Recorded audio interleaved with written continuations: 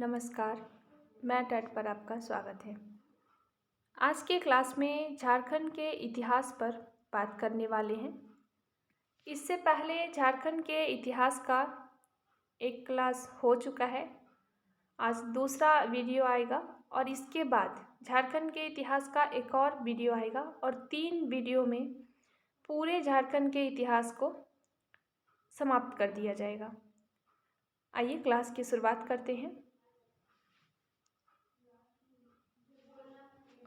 खड़गडिहा राज्य से आज पढ़ने वाले हैं। तो खड़गडिहा राज्य से जो पहला प्रश्न है कि हजारीबाग और गया के बीच 15वीं सदी में किस राज्य की स्थापना हुई थी। इससे पहले 105 प्रश्न हम लोग कर चुके थे। आज इससे आगे बात करेंगे। तो आज की क्लास का पहला प्रश्न है कि हजारीबाग और गया के बीच 15वीं सदी में किस राज्य की स्थापना हुई थी। तो खड़गडिहा राज्य की। किस राज्य की? खड़गडिहा राज्य की। अगला प्रश्न है कि खड़गडिहा राज्य का संस्थापक किसे माना जाता है। तो खड़गडिहा राज्य का संस्थापक हंसराज देव को माना जाता है। किसे? हंसराज देव को। अगला प्रश्न है कि पंचेत राज्य किस क्षेत्र में स्थापित हुआ था। तो पंचेत राज्य जो था झारखंड में, यह मानभूम क्षेत्र में स्थापित हुआ था। किस क्षेत्र में? मानभूम। मानभूम किसे कहा जाता है? तो हजारीबाग और धनबाद वाला जो क्षेत्र था इसी को मानभूम कहा जाता था। तो पंचेत राज्य की स्थापना मानभूम क्षेत्र में हुआ था। अगला प्रश्न है कि निम्न में से किस राजा का संबंध पंचेत राज्य से था। ऑप्शन दिया हुआ है कि निम्न में से किस राजा का संबंध पंचेत राज्य से था।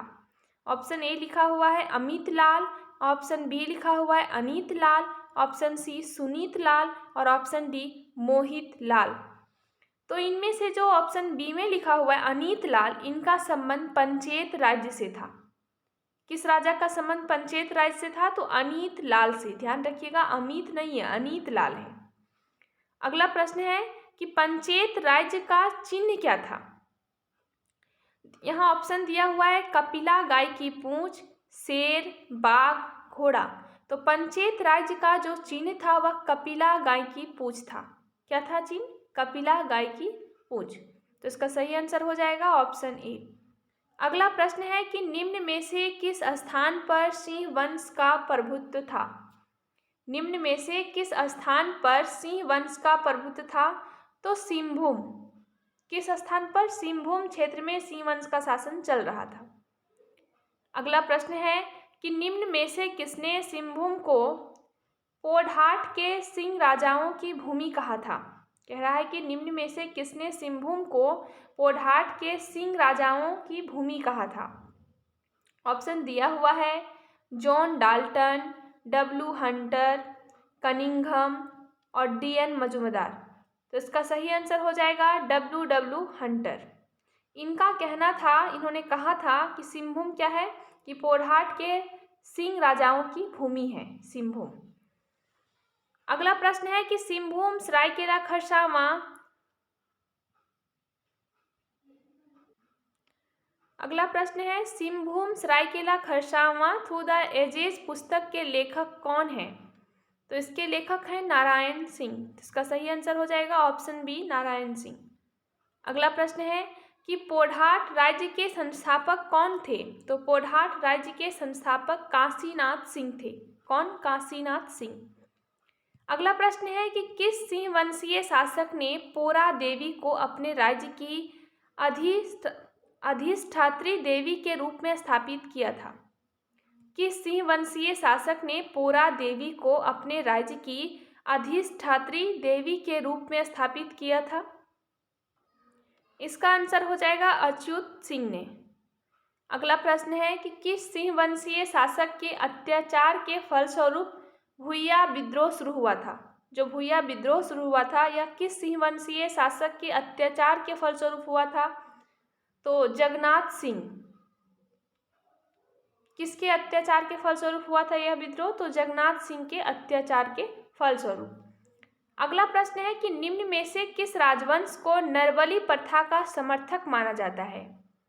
निम्न में से किस राजवंश को नरबली प्रथा का समर्थक माना जाता है? तो ढाल वंश। किस राजवंश को? ढाल राजवंश को। अगला प्रश्न है कि किसके अनुसार ढाल वंश की स्थापना ब्राह्मण कन्या से उत्पन्न बालक द्वारा की गई थी? कह रहा है किसके अनुसार ढाल वंश की स्थापना ब्राह्मण कन्या से उत्पन्न बालक द्वारा की गई थी? तो बेंगलर। ऐसा कौन कहते हैं? बेंगलर ऐसा कहते हैं। अगला प्रश्न है कि इल्तुतमिश एवं बलबन के शासनकाल में छोटा नागपुर खास क्षेत्र का शासक कौन था? तो इल्तुतमिश एवं बलबन के शासनकाल में छोटा नागपुर खास क्षेत्र का शासक हरिकर्ण था। कौन था? हरिकर्ण। अगला प्रश्न है कि अलाउद्दीन खिलजी के सेनापति ने 1310 ईस्वी में छोटा नागपुर पर आक्रमण कर वसूली की थी। कह रहा है कि अलाउद्दीन खिलजी के कौन से ऐसे सेनापति थे जिन्होंने 1310 ईस्वी में छोटा नागपुर पर आक्रमण किया और यहाँ से कर वसूली किया? तो छज्जू मलिक ने। अलाउद्दीन खिलजी का एक सेनापति था छज्जू मलिक, इसने 1310 ईस्वी में छोटा नागपुर पर आक्रमण किया था। अगला प्रश्न है कि किस वंश के संथाल सरदारों को हराकर बीघा के किले पर अधिकार किया था? किस वंश ने, कह रहा है कौन सा ऐसा वंश था जिसने संथाल सरदारों को हराकर बीघा के किले पर अधिकार कर लिया? तो तुगलक वंश के द्वारा ऐसा किया गया था। तो क्या हो जाएगा इसका सही आंसर? तुगलक वंश। अगला प्रश्न है कि निम्न में से किसने सतगांव को राजधानी बनाया था? तो सतगांव को राजधानी किसने बनाया था? फिरोज शाह तुगलक ने, जो कि तुगलक वंश का एक राजा था। अगला प्रश्न है कि सूर्य वंश की स्थापना गंग वंश के मंत्री ने की थी। कह रहा है कि सूर्य वंश की स्थापना गंग वंश के किस मंत्री ने की थी? तो कपिलेंद्र के द्वारा इस वंश का स्थापना किया गया था। किसके द्वारा? कपिलेंद्र के द्वारा। अगला प्रश्न है कि कोराम्बे में किन दो राजवंशों के बीच भीषण युद्ध हुआ था? कह रहा है कि कोराम्बे में किन दो राजवंशों के बीच भीषण युद्ध हुआ था? सिंह वंश और रक्सेल वंश के बीच, रक्सेल वंश और नाग वंश के बीच, सिंह वंश नाग वंश, सिंह वंश मान वंश। तो रक्सेल और नाग वंश के बीच युद्ध हुआ था कोराम्बे में। तो इसका सही आंसर हो जाएगा रक्सेल वंश एवं नाग वंश। अगला प्रश्न है कि निम्न में से किसे झारखंड का हल्दी घाटी कहा जाता है? तो झारखंड का हल्दी घाटी इसी कोराम्बे को कहा जाता है। तो इसका सही आंसर हो जाएगा कोराम्बे। अगला प्रश्न है कि चैतन्य चरितामृत के रचनाकार कौन थे? तो चैतन्य चरितामृत के रचनाकार कृष्णा दास थे। कौन? कृष्णा दास। अगला प्रश्न है कि किसका उल्लेख चैतन्य चरितामृत में मिलता है? किसका उल्लेख? तो कोराम्बे का उल्लेख मिलता है चैतन्य चरितामृत में। अगला प्रश्न है कि मुगल काल के समय पलामू में किसका शासन था? तो मुगल काल के समय पलामू में रक्सेल वंश का शासन चल रहा था। अगला प्रश्न है कि the Nagvanshi and the Cheros किसकी पुस्तक है? The Nagvanshi and the Cheros किसकी पुस्तक है? तो वी वीरोत्तम की पुस्तक है। किनकी? वी वीरोत्तम। अगला प्रश्न है कि वी वीरोत्तम ने चेरो वंश का संस्थापक किसे माना है? तो भगवत रॉय को। किसे? भगवत रॉय। वी वीरोत्तम का मानना है कि चेरो वंश का जो संस्थापक था यह भगवत राय था। अगला प्रश्न है कि शेर शाह ने किसे पराजित कर राजमहल क्षेत्र पर अधिकार किया था? तो हुमायूं को पराजित कर। ऑप्शन दिया हुआ है भीमकर्ण, मेदिनी रॉय, इब्राहिम शाह, हुमायूं। तो हुमायूं को पराजित कर उसने राजमहल क्षेत्र पर अधिकार कर लिया था। अगला प्रश्न है कि चेरो वंश का सबसे प्रसिद्ध राजा कौन था? तो चेरो वंश का सबसे प्रसिद्ध राजा मेदिनी रॉय थे। कौन? मेदिनी रॉय। अगला प्रश्न है टकोराई की लड़ाई किसके बीच हुई थी? टकोराई की लड़ाई किसके बीच हुई थी? शेर शाह हुमायूं के बीच, महारत चेरो और शेर खां के बीच, शेर शाह और मेदिनी रॉय के बीच, या अब्दुल रहीम खान ए खाना और जुनैद करनानी के बीच? तो यह जो युद्ध हुआ था टकोराई की लड़ाई, यह अब्दुल रहीम खान ए खाना और जुनैद के बीच हुआ था। किनके बीच? जुनैद और अब्दुल रहीम खाना के बीच। अगला प्रश्न है कि मुगल आक्रमण के समय नाग वंश का शासक कौन था? इसका सही आंसर होगा मधुकर शाह। अगला प्रश्न है कि कौन मुगल अधीनता स्वीकार कर मान वंश के अंगरक्षक दल में शामिल हो गया था? तो रंजीत सिंह ने। अगला प्रश्न है कि चेरो राज्य पर नियंत्रण स्थापित करने के लिए अकबर ने किसके नेतृत्व में सेना भेजी थी? कह रहा है कि चेरो राज्य पर नियंत्रण स्थापित करने के लिए अकबर ने किसके नेतृत्व में सेना भेजी थी? तो मान सिंह के नेतृत्व में। तो सही आंसर हो जाएगा मान सिंह। अगला प्रश्न है कि मान सिंह ने कहाँ एक किले का निर्माण करवाया था? तो मान सिंह ने एक किला बनवाया था जो कि रोहतासगढ़ में है। कहाँ? रोहतासगढ़ में। किला का नाम ही है रोहतासगढ़ का किला। अगला प्रश्न है कि अकबर ने किसके नेतृत्व में तेलियागढ़ पर अधिकार किया था? तो टोडरमल के नेतृत्व में। तो इसका सही आंसर हो जाएगा टोडरमल। अगला प्रश्न है कि शंख नदी में पाए जाने वाले हीरे ने किस राजवंश का ध्यान झारखंड की ओर खींचा था? तो मुगल वंश। मुगल वंश के राजाओं को लग रहा था कि शंख नदी में हीरा मिलता है और इस कारण क्या था कि उनका ध्यान झारखंड की ओर आया था। तो कह रहा है कि शंख नदी में पाए जाने वाले हीरे ने किस राजवंश का ध्यान झारखंड की ओर खींचा था? तो मुगल वंश। अगला प्रश्न है कि अकबर की मृत्यु के बाद किसने मुगलों की अधीनता को मानने से इनकार कर दिया था? तो अकबर की मृत्यु के बाद दुर्जन साल ने मुगलों की अधीनता को मानने से इनकार कर दिया। अगला प्रश्न है कि शंख नदी में पाए जाने वाले हीरों का विवरण किस मुगल शासक की आत्मकथा में किया गया है? तो जहांगीर, जिनका बुक का नाम था तुजुक-ए-जहांगीरी, जो एक खुद लिखे हुए हैं। जहांगीर खुद अपने से लिखे थे और इन्होंने अपनी आत्मकथा में लिखा है कि शंख नदी में हीरा मिलता है और इस नदी के बारे में वर्णन किया है इन्होंने। इसका सही आंसर हो जाएगा जहांगीर। अगला प्रश्न है कि किस मुगल शासक ने दुर्जन साल को शाह की उपाधि दी थी? तो दुर्जन साल को शाह की उपाधि जहांगीर दिए थे। अगला प्रश्न है कि दुर्जन साल ने कितना वार्षिक कर देना स्वीकार किया था? प्रश्न है कि दुर्जन साल ने कितना वार्षिक कर देना स्वीकार किया था? तो 6,000 रुपया। यहाँ हुआ क्या कि जब मुगल शासक अकबर की मौत हो जाती है तब दुर्जन साल कहता है कि हम अब मुगल शासक के अधीन नहीं है, यह स्वतंत्र हो जाता है। इस स्थिति में जहांगीर इनको कैद कर लेता है फिर से दुर्जन साल को, लेकिन दुर्जन साल जब कर देना स्वीकार कर लेता है तो फिर इसको क्या होता है कि छोड़ दिया जाता है। 6,000 रुपये इस पर लगाया जाता है कर, इसको वार्षिक कर देना होता है और फिर इसे छोड़ दिया जाता है। तो इसका सही आंसर हो जाएगा 6,000। अगला प्रश्न है कि किस चेरो राजा ने सड़क-ए-आजम पर मुगल काफिला को लूटा था? तो सहबल राय ने। किसने? सहबल राय ने। किस चेरो राजा ने सड़क-ए-आजम पर मुगल काफिला को लूटा? तो सहबल राय ने। अगला प्रश्न है कि शाहजहां ने विरोध कर कब राजमहल क्षेत्र पर अधिकार किया? तो शाहजहां ने विद्रोह कर 1622 ईस्वी में राजमहल क्षेत्र पर अधिकार कर लिया था। अगला प्रश्न है कि शाहजहां ने किस चेरो राजा को एक हजारी मनसब प्रदान किया था? शाहजहां ने किस चेरो राजा को एक हजारी मनसब प्रदान किया? तो प्रताप राय को। किसे? प्रताप राय को। अगला प्रश्न है औरंगजेब ने किसे पलामू का फौजदार नियुक्त किया था? सवाल है कि औरंगजेब ने किसे पलामू का फौजदार नियुक्त किया था? तो मनकली खां को। किसे? मनकली खां को। अगला प्रश्न है कि किस चेरो शासक का शासनकाल कृषि के लिए स्वर्ण युग था? किस चेरो शासक का शासनकाल कृषि के लिए स्वर्ण युग था? तो मेदिनी राय। मेदिनी राय का जो शासनकाल था यह कृषि के लिए स्वर्ण युग माना जाता था, चेरो शासनकाल का। अगला प्रश्न है कि मेदिनी राय के बाद उनका उत्तराधिकारी कौन बना?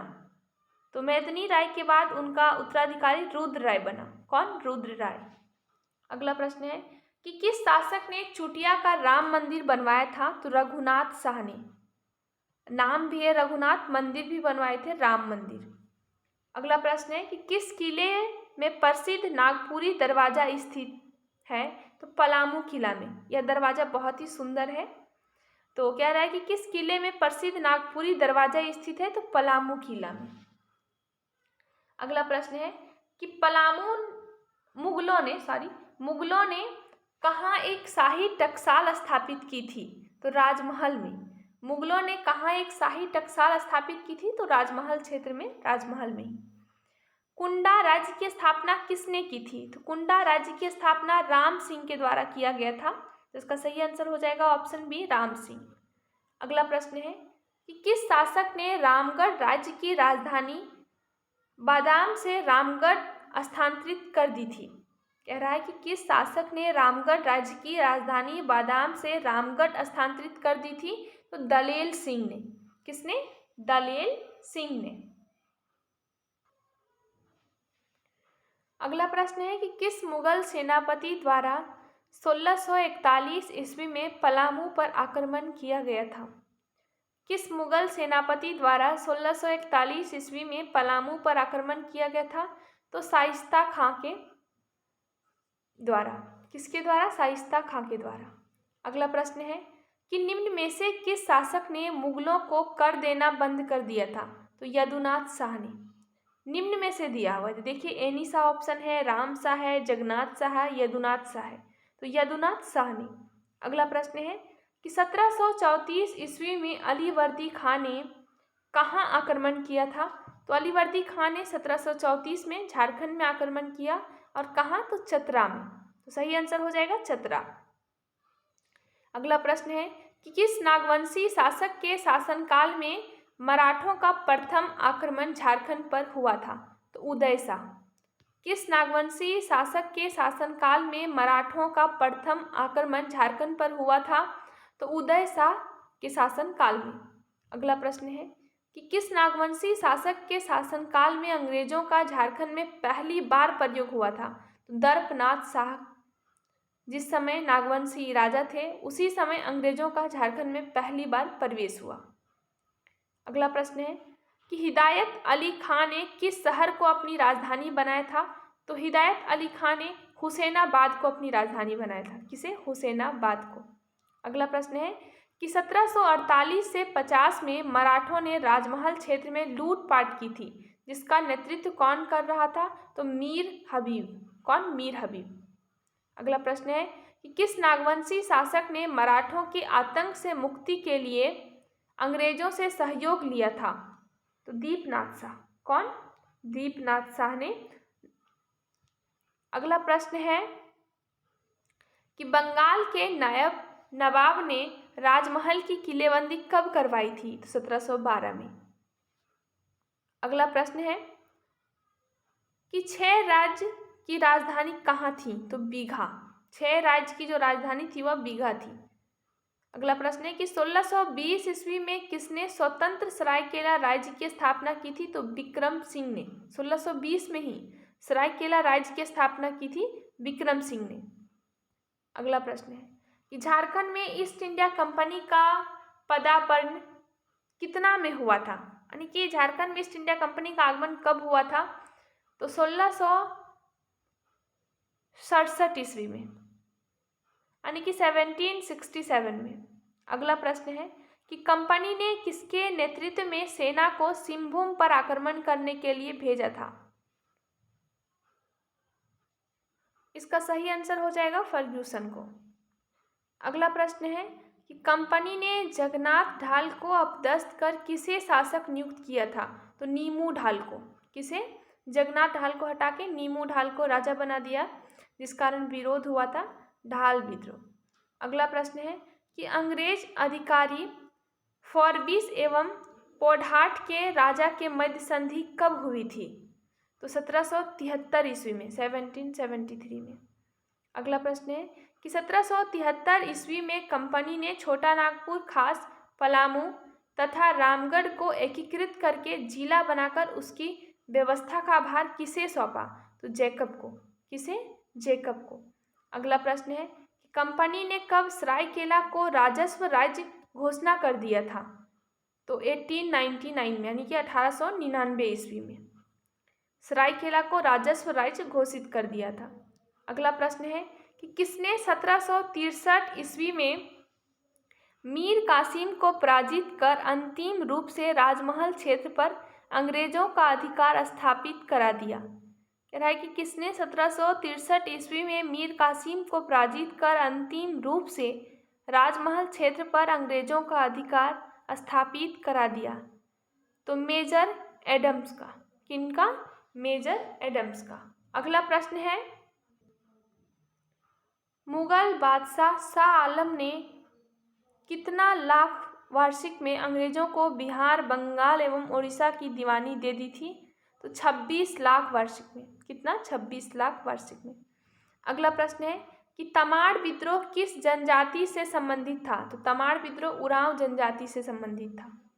अगला प्रश्न है कि तमाड़ विद्रोह कब शुरू हुआ था? तो तमाड़ विद्रोह 1789 में शुरू हुआ था। कब? 1789 में। अगला प्रश्न है कि सन 1800 ईस्वी में चेरो विद्रोह किसके नेतृत्व में शुरू हुआ था? तो चेरो राजा के नेतृत्व में हुआ था। अगला प्रश्न है कि कंपनी ने किसे अपदस्थ करके गोपाल राय को राजा बनाया था? मतलब किसे हटा के गोपाल राय को राजा बनाया? तो जयनाथ सिंह को। जयनाथ सिंह को हटा दिया, गोपाल राय को राजा बना दिया था। निम्न में से किसके नेतृत्व में चेरो विद्रोह शुरू हुआ था? तो भूषण सिंह के नेतृत्व में। किसके नेतृत्व में? भूषण सिंह के नेतृत्व में। अगला प्रश्न है कि सन 1821-22 में किस क्षेत्र के हो लोगों ने सिंहभूम के राजा के विरुद्ध विद्रोह किया था? तो छोटा नागपुर क्षेत्र के हो लोगों ने। कहाँ के हो लोगों ने सिंहभूम के राजा के विरुद्ध विद्रोह किया था? तो छोटा नागपुर क्षेत्र के हो लोगों ने। अगला प्रश्न है कि हो विद्रोह के समय कंपनी सेना की कमान किसके पास थी? तो हो विद्रोह के समय कंपनी सेना का कमान रफसेस के पास था। किसके पास? रफसेस के पास। अगला प्रश्न है कि कोल विद्रोह किसके विरुद्ध प्रारंभ हुआ था? तो कोल विद्रोह दीकू और जमींदार के विरुद्ध प्रारंभ हुआ था। तो सही आंसर हो जाएगा ऑप्शन डी, ए और बी। अगला प्रश्न है कि कोल विद्रोह कोल एवं किस जनजाति का संयुक्त विद्रोह था? तो मुंडा जनजाति का। तो सही आंसर हो जाएगा मुंडा। अगला प्रश्न है कि कोल विद्रोह का नेतृत्व निम्न में से कौन नहीं कर रहा था? तो बुद्धू भगत। तो हाँ, इनका नाम आता है। सिंह रॉय भी कर रहे थे, सूर्य मुंडा भी कर रहे थे। कह रहा है कि कोल विद्रोह का नेतृत्व निम्न में से कौन नहीं कर रहा था? तो जतरा भगत। अगला प्रश्न है कि कोल विद्रोह को दबाने के लिए किसके नेतृत्व में सेना गई थी? सवाल है कि कोल विद्रोह को दबाने के लिए किसके नेतृत्व में सेना गई थी? तो कैप्टन विल्किंसन के नेतृत्व में। सही आंसर हो जाएगा कैप्टन विल्किंसन।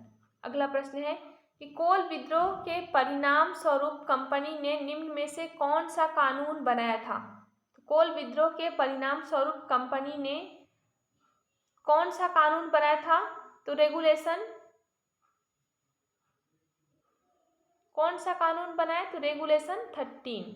तो सही आंसर हो जाएगा ऑप्शन डी। अगला प्रश्न है कि कोल विद्रोह के बाद उस क्षेत्र को एक नया प्रशासनिक क्षेत्र घोषित किया गया, उसका प्रथम गवर्नर किसे नियुक्त किया गया था? तो विल्किंसन को। कोल विद्रोह के बाद उस क्षेत्र को एक नया प्रशासनिक क्षेत्र घोषित किया गया और उसका प्रथम गवर्नर विल्किंसन को चुना गया था। कोल विद्रोह कब हुआ था? तो 1831-32 में यह विद्रोह हुआ। 31 से 32 तक चला। भूमिज विद्रोह को अंग्रेजों ने क्या कहा था? गंगा नारायण का हंगामा। क्या कहा था? गंगा नारायण का हंगामा। अगला प्रश्न है कि भूमिज विद्रोह का नेतृत्व कहाँ के राजा ने किया था? तो बड़ा भूम के राजा ने। कहाँ के? बड़ा भूम के राजा ने भूमिज विद्रोह का नेतृत्व किया था। अगला प्रश्न है कि भूमिज विद्रोह किसका संयुक्त विद्रोह था? जनजातीय जमींदारों का, जनजातीय लोगों का या दीकुओं का? तो जनजातीय जमींदारों और जनजातीय लोगों का भूमिज विद्रोह। तो इसका सही आंसर हो जाएगा ए और बी। अगला प्रश्न है कि कंपनी ने किसे भूमिज विद्रोह को दबाने के लिए भेजा था? तो टीमर को। किसे? टीमर को। अगला प्रश्न है कि भूमिज विद्रोह में कहाँ के राजा ने अंग्रेजों की सहायता की थी? तो खरसावां। भूमिज विद्रोह में कहाँ के राजा ने अंग्रेजों की सहायता की थी? तो खरसावां के राजा ने। अगला प्रश्न है कि भूमिज विद्रोह के परिणाम स्वरूप किस नए जिले का गठन हुआ था? तो भूमिज विद्रोह के परिणाम स्वरूप मानभूम जिले का गठन हुआ था। किसका? मानभूम। अगला प्रश्न है कि झारखंड के किस क्षेत्र को दामिनी कोह कहा गया था? तो संथाल परगना को दामिनी कोह कहा जाता था। अगला प्रश्न है कि संथाल समुदाय बंधुआ मजदूर को क्या कहते हैं? संथाल समुदाय बंधुआ मजदूर को कमियां कहते हैं। क्या? कमियां। अगला प्रश्न है कि सिद्धू कान्हू के नेतृत्व में कौन सा विद्रोह प्रारंभ हुआ था? तो संथाल विद्रोह। सिद्धू कान्हू के नेतृत्व में कौन सा विद्रोह हुआ? संथाल विद्रोह।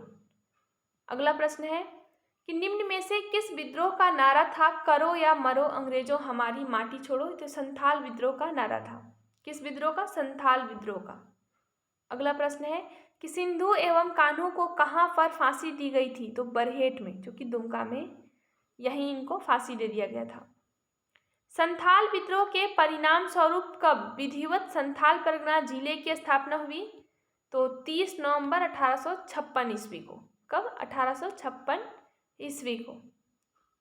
अगला प्रश्न है कि संथाल परगना का प्रथम जिलाधीश किसे नियुक्त किया गया था?